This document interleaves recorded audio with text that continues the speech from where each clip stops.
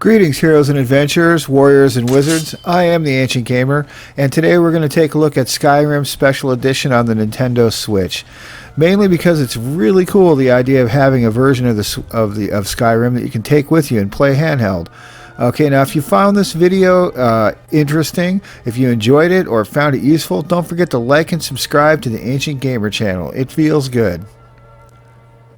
I'm also going to compare the game to the best console version, the Xbox Series X. Okay, so just how powerful is the Nintendo Switch? What are we talking about in terms of compute power? In handheld mode, the Switch operates at around 1/4 of a T-flop, or 233 gigaflops. In docked mode, it's capable of about 400 gigaflops, not quite a half a teraflop. To put this into perspective with other recent consoles, the Switch's hardware specs are most comparable to the Xbox 360. The Switch lowers its clocks in handheld mode to extend battery time. In handheld mode, the Switch has almost identical compute performance to the 360. In docked mode with faster clocks, it outperforms it by a pretty good amount. This is only part of the story though. The Switch has faster memory and is built with more efficient, newer tech. A 2005 G-flop isn't the same as a 2017 G-flop. You get much more performance per flop today.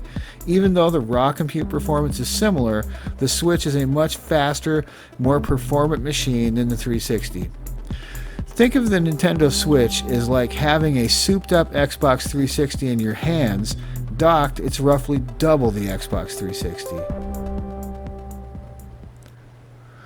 So essentially what we have here is a console that's sort of in the power class of the Xbox 360, and so what I sort of expected was that we would see a game very similar to the Xbox 360 version of the game, and that's not entirely true. This is definitely Skyrim Special Edition, not basic Skyrim that you found on the Xbox 360, but it is sort of an in-betweener. It's sort of a little bit like the Xbox 360 version, has some things in common with it, but it also has, I think it's sort of in between the Xbox 360 version and the Xbox One version, but a little bit closer to the Xbox One version. And then of course this is Xbox Series X. Right here, and we're going to go back to Nintendo Switch. What is it now, Mother? And as you can see, the Switch version holds up quite well. This is Skyrim. This is definitely Skyrim. The textures are, a little lower res. The resolution isn't as high. Also, I think some of the ground cover's a little more sparse. And then here's Series X again. And definitely, it's more lush with detail. And then again, it's in 4K resolution, so that helps too. But the difference between this version and the Switch version is less than I might have imagined.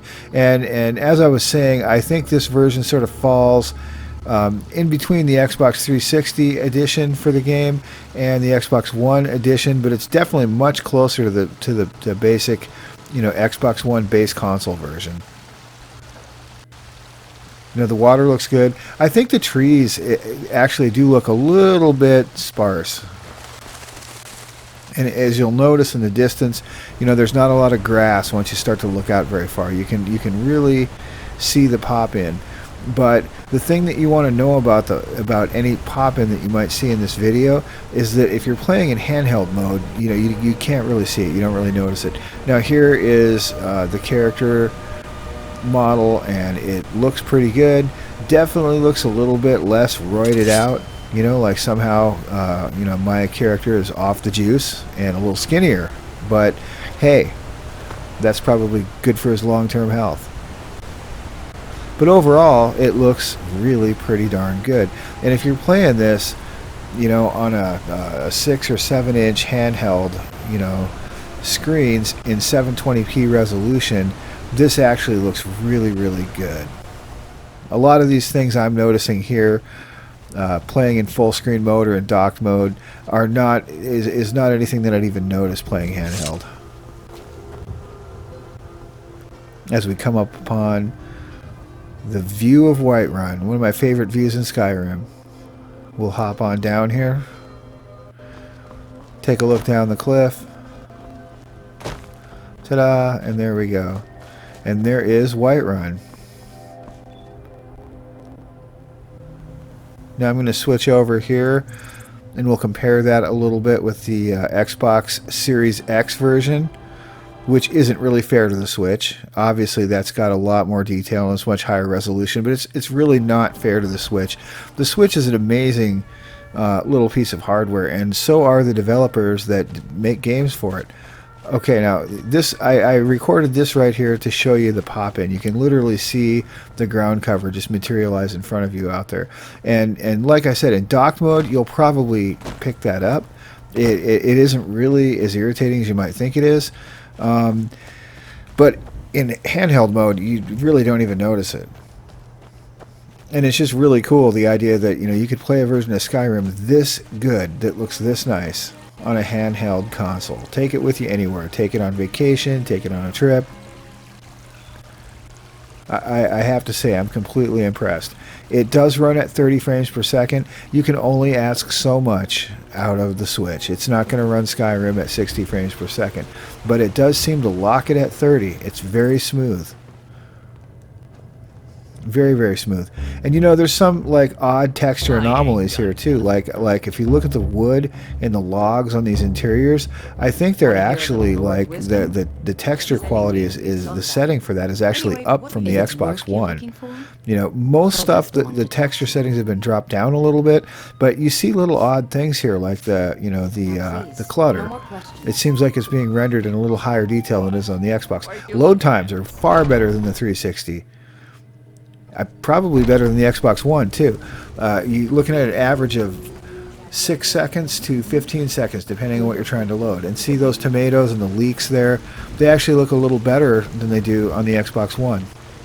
So just weird texture anomalies in terms of what, you know, the people who did this port, what the developers who made this port decided they were going to prioritize. And obviously they put a little more compute resources into clutter, and I think it kind of pays off. Now here we go back to the Xbox Series X version, and you know, like I said, it's really not fair to compare the two versions. The Xbox Series X is, you know, it's pumping out a healthy, muscular 12 teraflops of G's here, and as we discussed earlier, the Switch is running in handheld about a quarter of a teraflop, and in docked mode a little less than half a teraflop. So it's amazing. To me, the real story here is how close the Switch version actually comes. It doesn't look as good. It doesn't run as fast.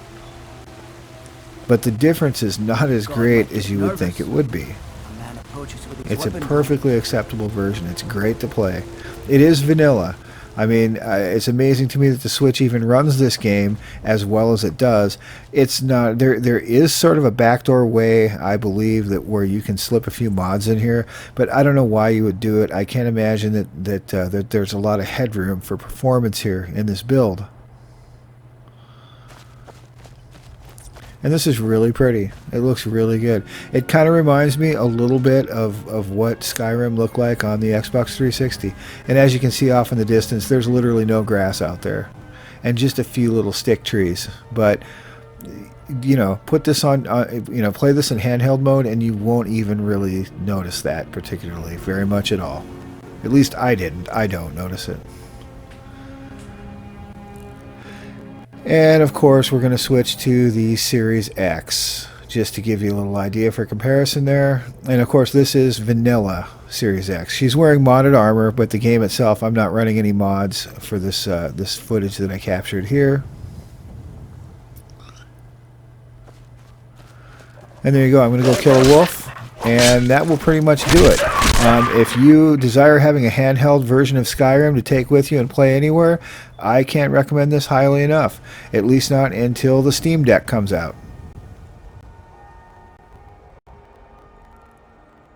I am the Ancient Gamer. Thanks for watching. If you enjoyed the video or found it useful, please make it happy. Give it a like. It really helps. Looking for more of a long-term commitment? Subscribe to the Ancient Gamer channel and ring the bell. It always feels good. Remember, it's all about the games we play and love to play. It's all about the games.